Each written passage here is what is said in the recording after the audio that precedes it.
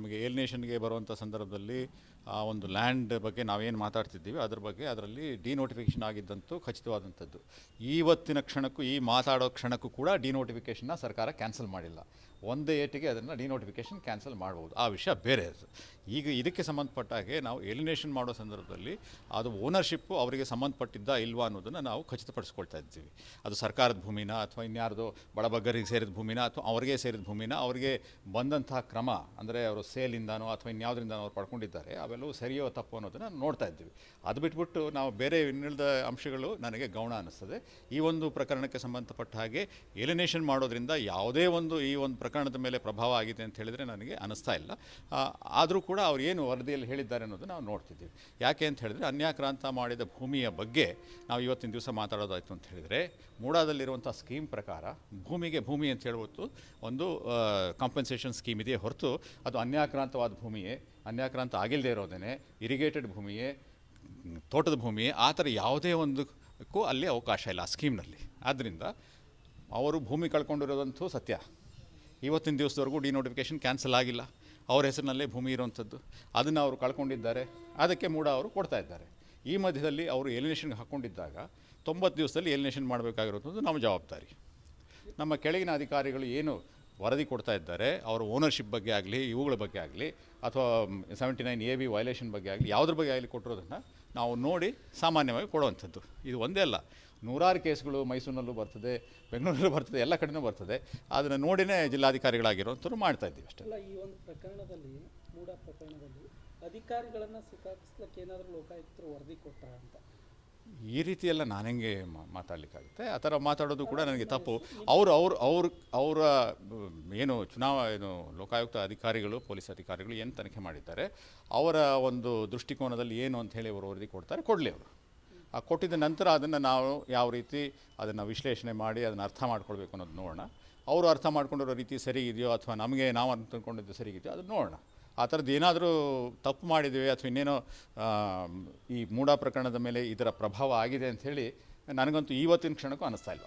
ಈಗ ಅರ್ಜಿ ಹಾಕಿದವರು ಆಗಿರ್ಬೋದು ಸರ್, ಅಥವಾ ಅದನ್ನು ಕೊಂಡ್ಕೊಂಡಿರೋರು ಯಾರ್ದು ತಪ್ಪಿಲ್ಲ, ಆದರೆ ಯಾರು ಈ ಪ್ರಕ್ರಿಯೆ ಮಾಡಿಕೊಟ್ಟಿದ್ದಾರೆ ಅಧಿಕಾರಿಗಳ ತಪ್ಪು ಅನ್ನೋದು ಉಲ್ಲೇಖ ಆಗಿರೋದ್ರಿಂದ ಇನ್ನೊಂದು ಕಡೆ ಏಲಿನೇಷನ್ ಆಗಿರೋದ್ರಿಂದ ಮೂಡ ಪ್ರಕರಣದಲ್ಲಿ ಇಷ್ಟು ಭೂಮಿಗೆ ಇಷ್ಟು ಭೂಮಿ ಅಂತ ಕೊಡೋದ್ರಲ್ಲಿ ಏನು ವ್ಯತ್ಯಾಸ ಆಗಿದೆ ನಂಗೆ ತೋರಿಸಿ. ಅಷ್ಟೇ. ಡೈವರ್ಟ್ ಮಾಡಲಿಕ್ಕೆ ಪ್ರಯತ್ನ ಮಾಡ್ತಾ ಇದ್ದಾರೆ. ಇಲ್ಲ, ಅದೆಲ್ಲ ನಾನು ಮಾತಾಡಬಾರ್ದು. ಅದು ನಾನು ಮಾತಾಡೋಂಥ ಸರಿಗಿಲ್ಲ. ನನ್ನನ್ನು ಒಂದು ವಿಚಾರಣೆ ಒಳಗೆ ಅವರು ಹೇಳ್ತಾ ಇರೋದ್ರಿಂದ ನಾನು ಬೇರೆ ಬೇರೆ ರೀತಿಯ ಮಾತುಗಳಿಗೆ ಅವಕಾಶ ಕೊಡ್ತಾ ಇಲ್ಲ. ನನ್ನ ಮೇಲೆ ಅವರು ಏನು ಇವತ್ತಿನ ದಿವಸ ಪತ್ರಿಕಾ ವರದಿ ಬಂದಿದೆ, ಅದು ಅವರು ಲೋಕಾಯುಕ್ತರಿಂದ ಬಂದಿರುವಂಥ ವರದಿಯನ್ನು ಆಧರಿಸಿ ಮಾಡಿದ್ವಿ ಅಂತ ಹೇಳ್ತಾ ಇದ್ದಾರೆ. ಲೋಕಾಯುಕ್ತದ ವರದಿಯನ್ನು ನಾನು ನೋಡಿಲ್ಲ, ಅವರು ಅಂತಿಮವಾದಂಥ ವರದಿಯನ್ನು ಕೊಟ್ಟಿಲ್ಲ. ಪೊಲೀಸ್ ಅಧಿಕಾರಿಗಳು ತಮ್ಮ ವರದಿಯನ್ನು ಸನ್ಮಾನ್ಯ ನ್ಯಾಯಾಧೀಶರುಗಳಿಗೆ ಕೊಡಬೇಕಾಗ್ತದೆ. ಆ ಕೊಡೋ ಸಂದರ್ಭದಲ್ಲಿ ಅದು ನಮಗೆ ಸಿಗುತ್ತದೆ. ಆ ಸಂದರ್ಭದಲ್ಲಿ ನೋಡೋಣ. ಅದನ್ನು ಅಂಶಗಳ ಅಡಿನಲ್ಲೇ ಪ್ರಶ್ನೆ ಕೇಳಿರುವಂಥದ್ದು, ಈ ಅಂಶಗಳ ಅಡಿನಲ್ಲೇ ಇದೇ ರೀತಿ ಉತ್ತರ ಕೊಟ್ಟಿರುವಂಥದ್ದು. ಬೇರೆ ಉತ್ತರಗಳು ನನಗೆ ಸಾಧ್ಯವೇ ಇಲ್ಲ. ಏನು ಉತ್ತರ ಕೊಡ್ತಾ ಇದ್ವಿ? ನೋಟಿಫಿಕೇಷನ್ ಆಯಿತು, ಹೌದು ನೋಟಿಫಿಕೇಷನ್ ಆಯಿತು. ಅದಾದಮೇಲೆ ಡಿನೋಟಿಫಿಕೇಷನ್ ಆಯಿತು, ಹೌದು ಡಿನೋಟಿಫಿಕೇಷನ್ ಆಯಿತು. ಜಿಲ್ಲಾಧಿಕಾರಿಗಳು ಮಾಡಿದ್ರೆ ಅಲ್ಲ, ಸರ್ಕಾರದ ಮಟ್ಟದಲ್ಲಿ ಡಿನೋಟಿಫಿಕೇಷನ್ ಆಗಿರುವಂಥದ್ದು. ಡಿನೋಟಿಫಿಕೇಷನ್ ಆದಮೇಲೆ ಆ ಭೂಮಿ ಎಲ್ಲಿಗೆ ಹೋಗ್ತದೆ? ನೇರವಾಗಿ ಮೂಲ ಮಾಲೀಕನ ಹತ್ರ ಹೋಗ್ತದೆ. ಮೂಲ ಭೂಮಿಯ ಅದೇನು ಗುಣ ಏನಿರ್ತದೆ ಅದನ್ನು ಅದು ಮತ್ತೆ ವಾಪಸ್ ಪಡ್ಕೊಳ್ತದೆ. ಇದು ನಮ್ಮ ಲಾನಲ್ಲಿರೋವಂಥದ್ದು. ಅದು ನಾನು ಅರ್ಥ ಮಾಡ್ಕೊಂಡಿರೋವಂಥದ್ದು. ಒಂದು ಭೂಮಿನ ಅಗ್ರಿಕಲ್ಚರ್ ಲ್ಯಾಂಡ್ ಅಂತ ಇರೋದನ್ನು ನಾವು ನೋಟಿಫಿಕೇಷನ್ ಮಾಡ್ತೀವಿ ಅಂತ ಹೇಳಿದ್ರೆ ಅದು ಮೂಡ ಅವರು ಡೆವಲಪ್ಮೆಂಟ್ಗೆ ತೆಗೆದುಕೊಂಡಿರುವಂಥದ್ದು ಅರ್ಥ ಆಗುತ್ತೆ ಅಲ್ವಾ? ಅದಾದ ನಂತರ ಅದನ್ನು ಡಿನೋಟಿಫಿಕೇಷನ್ ಮಾಡ್ತು ಅಂತ ಹೇಳಿದ್ರೆ ವಾಪಸ್ಸು ಅದೇ ಮಾಲೀಕನಿಗೆ ಹೋಗ್ತದೆ, ಅದೇ ಕೃಷಿ ಭೂಮಿಯಾಗಿ ಅದು ಉಳ್ಕೊಳ್ತದೆ. ಅದಾದ ನಂತರ ಆ ಭೂಮಿನೊಳಗೆ ಯಾರೋ ಕಾಂಪೌಂಡ್ ಕಟ್ಟಿದ್ದಾರೋ ಅವ್ರನ್ನೆಲ್ಲ ಅದು ಕ್ಷುಲ್ಲಕ. ಅದು ಆ್ಯಕ್ಚುಲಿ ಅವನಿಗೆ ಓನರ್ಶಿಪ್ ಇದೆಯೇ ಇಲ್ಲ ನಾನು ನೋಡ್ತಾ ಇದ್ದೇನೆ. ನೋಡಿದ ನಂತರ ಅದನ್ನು ಎಲಿನೇಷನ್ ಕೊಡ್ಬೋದಾ ಇಲ್ವಾ ಪರಿಶೀಲನೆ ಮಾಡ್ತಾ ಇದ್ದೀವಿ.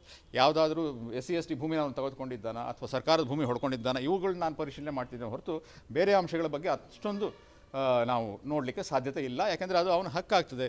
ಡೆವಲಪ್ಮೆಂಟ್ ಮಾಡೋದೇ ಅವನ ಹಕ್ಕು. ಅವ್ನು ಬಿಡಿಸ್ಕೊಂಡಿರೋದು ಏನಕ್ಕೆ ಬಿಡಿಸ್ಕೊಂಡಿದ್ದಾನೆ? ಡೆವಲಪ್ಮೆಂಟ್ ಮಾಡೋಕ್ಕೆ ಬಿಡಿಸ್ಕೊಂಡಿದ್ದಾನೆ. ಬೆಂಗಳೂರಿನಲ್ಲಿ ಸುತ್ತಮುತ್ತ ಇದೇ ತಾನೇ ನಡೀತಾ ಇರೋದು. This is what it is. So if you say that no, this is impinging on the Muda ಪ್ರಕರಣ ಅಂತ ಹೇಳಿದ್ರೆ ಅದು ಹಾಸ್ಯಾಸ್ಪದ ಆಗ್ತದೆ. ಅಲ್ಲ, ಈಗ ಶಿಸ್ತು ಕ್ರಮಕ್ಕೆ ಲೋಕಾಯುಕ್ತ ವರದಿಯಲ್ಲಿ 4 ಹೆಸರನ್ನು ಸೂಚಿಸಿದ್ದಾರೆ. ಅದರಲ್ಲಿ ಮೊದಲನೇ ಹೆಸರು ನಿಮ್ಮದಿದೆ. ಇರಲಿ ಅವ್ರು ಯಾವ ದೃಷ್ಟಿನಲ್ಲಿ ಅವರು ಹೇಳ್ತಾ ಇದ್ದಾರೆ ಕರ್ತವ್ಯ ಲೋಪ ಆಗಿದೆ ಅಂತ ಹೇಳ್ತಾ ಇದ್ದಾರೆ ಅಥವಾ ಅವರು ಸರಿಯಾಗಿನ ಪರಿಶೀಲನೆ ಮಾಡಿಲ್ಲ ಅಂತ ಹೇಳ್ತಾ ಇದ್ದಾರೆ, ಅದು ಅವರ ದೃಷ್ಟಿನಲ್ಲಿ ಬಂದಿರುವಂಥದ್ದು. ಅದನ್ನು ನಾನು ಕೂಡ ಡಿಫೆಂಡ್ ಮಾಡ್ಕೊಳ್ಳಿಕ್ಕೆ ಅದು ಸಮಯಾವಕಾಶ ಇದ್ದಾಗ ಮಾಡ್ಕೊಳ್ಳೋಣ. ಈ ಸಂದರ್ಭದಲ್ಲಿ ಅದರ ಬಗ್ಗೆ ಟೀಕೆ ಟಿಪ್ಪಣಿ ಮಾಡೋದು ಸರಿ ಕಾಣಿಸೋದಿಲ್ಲ. ಯಾಕಂದರೆ ಆ ಸಂದರ್ಭದಲ್ಲಿ ನಾವು ಏನು ನಮ್ಮ ಕೆಳಗಿನ ಅಧಿಕಾರಿಗಳು ಏನು ಮಾಹಿತಿ ಕೊಟ್ಟಿರ್ತಾರೆ.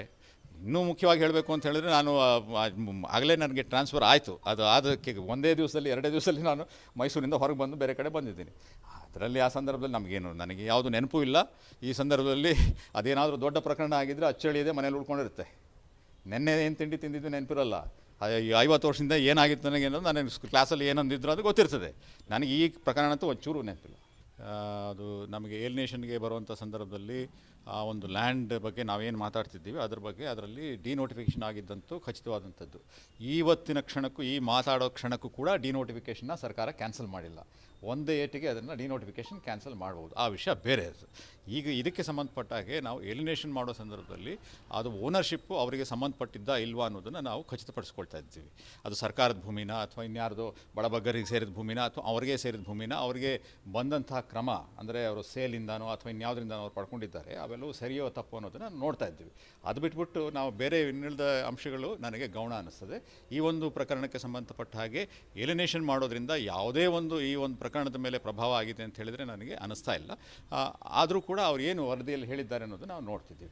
ಯಾಕೆ ಅಂತ ಹೇಳಿದ್ರೆ, ಅನ್ಯಾಕ್ರಾಂತ ಮಾಡಿದ ಭೂಮಿಯ ಬಗ್ಗೆ ನಾವು ಇವತ್ತಿನ ದಿವಸ ಮಾತಾಡೋದಾಯಿತು ಅಂತ ಹೇಳಿದರೆ, ಮೂಡಾದಲ್ಲಿರುವಂಥ ಸ್ಕೀಮ್ ಪ್ರಕಾರ ಭೂಮಿಗೆ ಭೂಮಿ ಅಂತ ಹೇಳ್ಬಿಟ್ಟು ಒಂದು ಕಾಂಪನ್ಸೇಷನ್ ಸ್ಕೀಮ್ ಇದೆಯೇ ಹೊರತು ಅದು ಅನ್ಯಾಕ್ರಾಂತವಾದ ಭೂಮಿಯೇ, ಅನ್ಯಾಕ್ರಾಂತ ಆಗಿಲ್ಲದೆ ಇರೋದೇನೆ, ಇರಿಗೇಟೆಡ್ ಭೂಮಿಯೇ, ತೋಟದ ಭೂಮಿಯೇ, ಆ ಥರ ಯಾವುದೇ ಒಂದಕ್ಕೂ ಅಲ್ಲಿ ಅವಕಾಶ ಇಲ್ಲ ಆ ಸ್ಕೀಮ್ನಲ್ಲಿ. ಆದ್ದರಿಂದ ಅವರು ಭೂಮಿ ಕಳ್ಕೊಂಡಿರೋದಂತೂ ಸತ್ಯ. ಇವತ್ತಿನ ದಿವಸದವರೆಗೂ ಡಿನೋಟಿಫಿಕೇಷನ್ ಕ್ಯಾನ್ಸಲ್ ಆಗಿಲ್ಲ. ಅವ್ರ ಹೆಸರಿನಲ್ಲೇ ಭೂಮಿ ಇರೋವಂಥದ್ದು, ಅದನ್ನು ಅವರು ಕಳ್ಕೊಂಡಿದ್ದಾರೆ. ಅದಕ್ಕೆ ಮೂಡ ಅವರು ಕೊಡ್ತಾ ಇದ್ದಾರೆ. ಈ ಮಧ್ಯದಲ್ಲಿ ಅವರು ಎಲಿನೇಷನ್ಗೆ ಹಾಕ್ಕೊಂಡಿದ್ದಾಗ 90 ದಿವಸದಲ್ಲಿ ಎಲಿನೇಷನ್ ಮಾಡಬೇಕಾಗಿರೋದು ನಮ್ಮ ಜವಾಬ್ದಾರಿ. ನಮ್ಮ ಕೆಳಗಿನ ಅಧಿಕಾರಿಗಳು ಏನು ವರದಿ ಕೊಡ್ತಾ ಇದ್ದಾರೆ, ಅವರ ಓನರ್ಶಿಪ್ ಬಗ್ಗೆ ಆಗಲಿ, ಇವುಗಳ ಬಗ್ಗೆ ಆಗಲಿ, ಅಥವಾ 79 AB ವೈಲೇಷನ್ ಬಗ್ಗೆ ಆಗಲಿ, ಯಾವುದ್ರ ಬಗ್ಗೆ ಆಗಲಿ ಕೊಟ್ಟಿರೋದನ್ನು ನಾವು ನೋಡಿ ಸಾಮಾನ್ಯವಾಗಿ ಕೊಡುವಂಥದ್ದು. ಇದು ಒಂದೇ ಅಲ್ಲ, ನೂರಾರು ಕೇಸ್ಗಳು ಮೈಸೂರಿನಲ್ಲೂ ಬರ್ತದೆ, ಬೆಂಗಳೂರಲ್ಲೂ ಬರ್ತದೆ, ಎಲ್ಲ ಕಡೆನೂ ಬರ್ತದೆ. ಅದನ್ನು ನೋಡಿನೇ ಜಿಲ್ಲಾಧಿಕಾರಿಗಳಾಗಿರೋಂಥವ್ರು ಮಾಡ್ತಾ ಇದ್ದೀವಿ ಅಷ್ಟೇ. ಅಲ್ಲ, ಈ ಒಂದು ಪ್ರಕರಣದಲ್ಲಿ ಮೂಡ ಪ್ರಕರಣದಲ್ಲಿ ಅಧಿಕಾರಿಗಳನ್ನು ಸಿಕ್ಕಾಕಿಸ್ಲಿಕ್ಕೆ ಏನಾದರೂ ಲೋಕಾಯುಕ್ತರು ವರದಿ ಕೊಟ್ಟಾರ ಅಂತ ಈ ರೀತಿಯೆಲ್ಲ ನಾನು ಹೆಂಗೆ ಮಾತಾಡಲಿಕ್ಕಾಗುತ್ತೆ? ಆ ಥರ ಮಾತಾಡೋದು ಕೂಡ ನನಗೆ ತಪ್ಪು. ಅವರ ಏನು ಲೋಕಾಯುಕ್ತ ಅಧಿಕಾರಿಗಳು, ಪೊಲೀಸ್ ಅಧಿಕಾರಿಗಳು ಏನು ತನಿಖೆ ಮಾಡಿದ್ದಾರೆ, ಅವರ ಒಂದು ದೃಷ್ಟಿಕೋನದಲ್ಲಿ ಏನು ಅಂತ ಹೇಳಿ ಅವರು ವರದಿ ಕೊಡ್ತಾರೆ, ಕೊಡಲಿ. ಅವರು ಆ ಕೊಟ್ಟಿದ್ದ ನಂತರ ಅದನ್ನು ನಾವು ಯಾವ ರೀತಿ ಅದನ್ನು ವಿಶ್ಲೇಷಣೆ ಮಾಡಿ ಅದನ್ನು ಅರ್ಥ ಮಾಡ್ಕೊಳ್ಬೇಕು ಅನ್ನೋದು ನೋಡೋಣ. ಅವರು ಅರ್ಥ ಮಾಡ್ಕೊಂಡಿರೋ ರೀತಿ ಸರಿ ಇದೆಯೋ ಅಥವಾ ನಮಗೆ ನಾವು ಅಂದ್ಕೊಂಡಿದ್ದು ಸರಿ ಇದೆಯೋ ಅದನ್ನು ನೋಡೋಣ. ಆ ಥರದ್ದು ಏನಾದರೂ ತಪ್ಪು ಮಾಡಿದ್ದೀವಿ ಅಥವಾ ಇನ್ನೇನೋ ಈ ಮೂಡ ಪ್ರಕರಣದ ಮೇಲೆ ಇದರ ಪ್ರಭಾವ ಆಗಿದೆ ಅಂಥೇಳಿ ನನಗಂತೂ ಇವತ್ತಿನ ಕ್ಷಣಕ್ಕೂ ಅನ್ನಿಸ್ತಾ ಇಲ್ಲ. ಈಗ ಅರ್ಜಿ ಹಾಕಿದವರು ಆಗಿರ್ಬೋದು ಸರ್, ಅಥವಾ ಅದನ್ನು ಕೊಂಡ್ಕೊಂಡಿರೋರು ಯಾರ್ದು ತಪ್ಪಿಲ್ಲ, ಆದರೆ ಯಾರು ಈ ಪ್ರಕ್ರಿಯೆ ಮಾಡಿಕೊಟ್ಟಿದ್ದಾರೆ ಅಧಿಕಾರಿಗಳ ತಪ್ಪು ಅನ್ನೋದು ಉಲ್ಲೇಖ ಆಗಿರೋದ್ರಿಂದ ಇನ್ನೊಂದು ಕಡೆ ಏಲಿನೇಷನ್ ಆಗಿರೋದ್ರಿಂದ ಮೂಡ ಪ್ರಕರಣದಲ್ಲಿ ಇಷ್ಟು ಭೂಮಿಗೆ ಇಷ್ಟು ಭೂಮಿ ಅಂತ ಕೊಡೋದ್ರಲ್ಲಿ ಏನು ವ್ಯತ್ಯಾಸ ಆಗಿದೆ ನನಗೆ ತೋರಿಸಿ. ಅಲ್ಲಲ್ಲ ಅಷ್ಟೇ. ಇನ್ನೊಂದು ಕಡೆ ಪ್ರಕರಣ ಡೈವರ್ಟ್ ಮಾಡಲಿಕ್ಕೆ ಪ್ರಯತ್ನ ಮಾಡ್ತಾ ಇದ್ದಾರೆ. ಇಲ್ಲ, ಅದೆಲ್ಲ ನಾನು ಮಾತಾಡಬಾರ್ದು. ಅದು ನಾನು ಮಾತಾಡೋಂಥ ಸರಿಗಿಲ್ಲ. ನನ್ನನ್ನು ಒಂದು ವಿಚಾರಣೆ ಒಳಗೆ ಅವರು ಹೇಳ್ತಾ ಇರೋದ್ರಿಂದ ನಾನು ಬೇರೆ ಬೇರೆ ರೀತಿಯ ಮಾತುಗಳಿಗೆ ಅವಕಾಶ ಕೊಡ್ತಾ ಇಲ್ಲ. ನನ್ನ ಮೇಲೆ ಅವರು ಏನು ಇವತ್ತಿನ ದಿವಸ ಪತ್ರಿಕಾ ವರದಿ ಬಂದಿದೆ, ಅದು ಅವರು ಲೋಕಾಯುಕ್ತರಿಂದ ಬಂದಿರುವಂಥ ವರದಿಯನ್ನು ಆಧರಿಸಿ ಮಾಡಿದ್ವಿ ಅಂತ ಹೇಳ್ತಾ ಇದ್ದಾರೆ. ಲೋಕಾಯುಕ್ತದ ವರದಿಯನ್ನು ನಾನು ನೋಡಿಲ್ಲ. ಅವರು ಅಂತಿಮವಾದಂಥ ವರದಿಯನ್ನು ಕೊಟ್ಟಿಲ್ಲ. ಪೊಲೀಸ್ ಅಧಿಕಾರಿಗಳು ತಮ್ಮ ವರದಿಯನ್ನು ಸನ್ಮಾನ್ಯ ನ್ಯಾಯಾಧೀಶರುಗಳಿಗೆ ಕೊಡಬೇಕಾಗ್ತದೆ. ಆ ಕೊಡೋ ಸಂದರ್ಭದಲ್ಲಿ ಅದು ನಮಗೆ ಸಿಗುತ್ತದೆ. ಆ ಸಂದರ್ಭದಲ್ಲಿ ನೋಡೋಣ. ಅದನ್ನೆಲ್ಲ ಅಂಶಗಳ ಅಡಿನಲ್ಲೇ ಪ್ರಶ್ನೆ ಕೇಳಿರುವಂಥದ್ದು, ಈ ಅಂಶಗಳ ಅಡಿನಲ್ಲೇ ಇದೇ ರೀತಿ ಉತ್ತರ ಕೊಟ್ಟಿರುವಂಥದ್ದು. ಬೇರೆ ಉತ್ತರಗಳು ನನಗೆ ಸಾಧ್ಯವೇ ಇಲ್ಲ. ಏನು ಉತ್ತರ ಕೊಡ್ತಾ ಇದ್ವಿ? ನೋಟಿಫಿಕೇಷನ್ ಆಯಿತು, ಹೌದು ನೋಟಿಫಿಕೇಷನ್ ಆಯಿತು. ಅದಾದಮೇಲೆ ಡಿನೋಟಿಫಿಕೇಷನ್ ಆಯಿತು, ಹೌದು ಡಿನೋಟಿಫಿಕೇಷನ್ ಆಯಿತು. ಜಿಲ್ಲಾಧಿಕಾರಿ ಮಾಡಿದ್ರೆ ಅಲ್ಲ, ಸರ್ಕಾರದ ಮಟ್ಟದಲ್ಲಿ ಡಿನೋಟಿಫಿಕೇಷನ್ ಆಗಿರುವಂಥದ್ದು. ಡಿನೋಟಿಫಿಕೇಷನ್ ಆದಮೇಲೆ ಆ ಭೂಮಿ ಎಲ್ಲಿಗೆ ಹೋಗ್ತದೆ? ನೇರವಾಗಿ ಮೂಲ ಮಾಲೀಕನ ಹತ್ರ ಹೋಗ್ತದೆ. ಮೂಲ ಭೂಮಿಯ ಅದೇನು ಗುಣ ಏನಿರ್ತದೆ ಅದನ್ನು ಅದು ಮತ್ತೆ ವಾಪಸ್ ಪಡ್ಕೊಳ್ತದೆ. ಇದು ನಮ್ಮ ಲಾನಲ್ಲಿರೋವಂಥದ್ದು. ಅದು ನಾನು ಅರ್ಥ ಮಾಡ್ಕೊಂಡಿರೋವಂಥದ್ದು. ಒಂದು ಭೂಮಿನ ಅಗ್ರಿಕಲ್ಚರ್ ಲ್ಯಾಂಡ್ ಅಂತ ಇರೋದನ್ನು ನಾವು ನೋಟಿಫಿಕೇಷನ್ ಮಾಡ್ತೀವಿ ಅಂತ ಹೇಳಿದ್ರೆ ಅದು ಮೂಡ ಅವರು ಡೆವಲಪ್ಮೆಂಟ್ಗೆ ತೆಗೆದುಕೊಂಡಿರುವಂಥದ್ದು ಅರ್ಥ ಆಗುತ್ತೆ ಅಲ್ವಾ? ಅದಾದ ನಂತರ ಅದನ್ನು ಡಿನೋಟಿಫಿಕೇಷನ್ ಮಾಡ್ತು ಅಂತ ಹೇಳಿದ್ರೆ ವಾಪಸ್ಸು ಅದೇ ಮಾಲೀಕನಿಗೆ ಹೋಗ್ತದೆ, ಅದೇ ಕೃಷಿ ಭೂಮಿಯಾಗಿ ಅದು ಉಳ್ಕೊಳ್ತದೆ. ಅದಾದ ನಂತರ ಆ ಭೂಮಿನೊಳಗೆ ಯಾರೋ ಕಾಂಪೌಂಡ್ ಕಟ್ಟಿದ್ದಾರೋ ಅವ್ರನ್ನೆಲ್ಲ ಅದಕ್ಕೆ ಕ್ಷುಲ್ಲಕ ಅದು ಅದು ಆ್ಯಕ್ಚುಲಿ ಅವನಿಗೆ ಓನರ್ಶಿಪ್ ಇದೆಯಾ ಇಲ್ಲ ನಾನು ನೋಡ್ತಾ ಇದ್ದೇನೆ. ನೋಡಿದ ನಂತರ ಅದನ್ನು ಎಲಿನೇಷನ್ ಕೊಡ್ಬೋದಾ ಇಲ್ವಾ ಪರಿಶೀಲನೆ ಮಾಡ್ತಾ ಇದ್ದೀವಿ. ಯಾವುದಾದ್ರೂ SC ST ಭೂಮಿನ ಅವನು ತೆಗೆದುಕೊಂಡಿದ್ದಾನ ಅಥವಾ ಸರ್ಕಾರದ ಭೂಮಿ ಹೊಡ್ಕೊಂಡಿದ್ದಾನ, ಇವುಗಳನ್ನ ನಾನು ಪರಿಶೀಲನೆ ಮಾಡ್ತಿದ್ದೇನೆ ಹೊರತು ಬೇರೆ ಅಂಶಗಳ ಬಗ್ಗೆ ಅಷ್ಟೊಂದು ನಾವು ನೋಡಲಿಕ್ಕೆ ಸಾಧ್ಯತೆ ಇಲ್ಲ. ಯಾಕೆಂದರೆ ಅದು ಅವನ ಹಕ್ಕಾಗ್ತದೆ. ಡೆವಲಪ್ಮೆಂಟ್ ಮಾಡೋದೇ ಅವನ ಹಕ್ಕು. ಅವ್ನು ಬಿಡಿಸ್ಕೊಂಡಿರೋದು ಏನಕ್ಕೆ ಬಿಡಿಸ್ಕೊಂಡಿದ್ದಾನೆ? ಡೆವಲಪ್ಮೆಂಟ್ ಮಾಡೋಕ್ಕೆ ಬಿಡಿಸ್ಕೊಂಡಿದ್ದಾನೆ. ಬೆಂಗಳೂರಿನಲ್ಲಿ ಸುತ್ತಮುತ್ತ ಇದೇ ತಾನೇ ನಡೀತಾ ಇರೋದು. This is what it is. So if you say that no, this is impinging on the ಮೂಢಾ ಪ್ರಕರಣ ಅಂತ ಹೇಳಿದ್ರೆ ಅದು ಹಾಸ್ಯಾಸ್ಪದ ಆಗ್ತದೆ. ಅಲ್ಲ, ಈಗ ಶಿಸ್ತು ಕ್ರಮಕ್ಕೆ ಲೋಕಾಯುಕ್ತ ವರದಿಯಲ್ಲಿ 4 ಹೆಸರನ್ನು ಸೂಚಿಸಿದ್ದಾರೆ. ಅದರಲ್ಲಿ ಮೊದಲನೇ ಹೆಸರು ನಿಮ್ಮದಿದೆ. ಇರಲಿ, ಅವ್ರು ಯಾವ ದೃಷ್ಟಿನಲ್ಲಿ ಅವರು ಹೇಳ್ತಾ ಇದ್ದಾರೆ, ಕರ್ತವ್ಯ ಲೋಪ ಆಗಿದೆ ಅಂತ ಹೇಳ್ತಾ ಇದ್ದಾರೆ ಅಥವಾ ಅವ್ರು ಸರಿಯಾಗಿ ಪರಿಶೀಲನೆ ಮಾಡಿಲ್ಲ ಅಂತ ಹೇಳ್ತಾ ಇದ್ದಾರೆ, ಅದು ಅವರ ದೃಷ್ಟಿನಲ್ಲಿ ಬಂದಿರುವಂಥದ್ದು. ಅದನ್ನು ನಾನು ಕೂಡ ಡಿಫೆಂಡ್ ಮಾಡ್ಕೊಳ್ಳಿಕ್ಕೆ ಅದು ಸಮಯಾವಕಾಶ ಇದ್ದಾಗ ಮಾಡ್ಕೊಳ್ಳೋಣ. ಈ ಸಂದರ್ಭದಲ್ಲಿ ಅದರ ಬಗ್ಗೆ ಟೀಕೆ ಟಿಪ್ಪಣಿ ಮಾಡೋದು ಸರಿ ಕಾಣಿಸೋದಿಲ್ಲ. ಯಾಕಂದರೆ ಆ ಸಂದರ್ಭದಲ್ಲಿ ನಾವು ಏನು ನಮ್ಮ ಕೆಳಗಿನ ಅಧಿಕಾರಿಗಳು ಏನು ಮಾಹಿತಿ ಕೊಟ್ಟಿರ್ತಾರೆ. ಇನ್ನೂ ಮುಖ್ಯವಾಗಿ ಹೇಳಬೇಕು ಅಂತ ಹೇಳಿದ್ರೆ, ನಾನು ಆಗಲೇ ನನಗೆ ಟ್ರಾನ್ಸ್ಫರ್ ಆಯಿತು. ಅದು ಅದಕ್ಕೆ ಒಂದೇ ದಿವಸದಲ್ಲಿ 2 ದಿವಸದಲ್ಲಿ ನಾನು ಮೈಸೂರಿಂದ ಹೊರಗೆ ಬಂದು ಬೇರೆ ಕಡೆ ಬಂದಿದ್ದೀನಿ. ಅದರಲ್ಲಿ ಆ ಸಂದರ್ಭದಲ್ಲಿ ನನಗೆ ಯಾವುದು ನೆನಪು ಇಲ್ಲ. ಈ ಸಂದರ್ಭದಲ್ಲಿ ಅದೇನಾದರೂ ದೊಡ್ಡ ಪ್ರಕರಣ ಆಗಿದ್ದರೆ ಅಚ್ಚಳಿಯದೆ ಮನೇಲಿ ಉಳ್ಕೊಂಡಿರುತ್ತೆ. ನೆನ್ನೆ ಏನು ತಿಂಡಿ ತಿಂದಿದ್ದು ನೆನಪಿರಲ್ಲ. 50 ವರ್ಷದಿಂದ ಏನಾಗಿತ್ತು ನನಗೆ ಅನ್ನೋದು ನನಗೆ ಕ್ಲಾಸಲ್ಲಿ ಏನಂದಿದ್ರು ಅದು ಗೊತ್ತಿರ್ತದೆ. ನನಗೆ ಈ ಪ್ರಕರಣ ಅಂತೂ ಒಂಚೂರು ನೆನಪಿಲ್ಲ.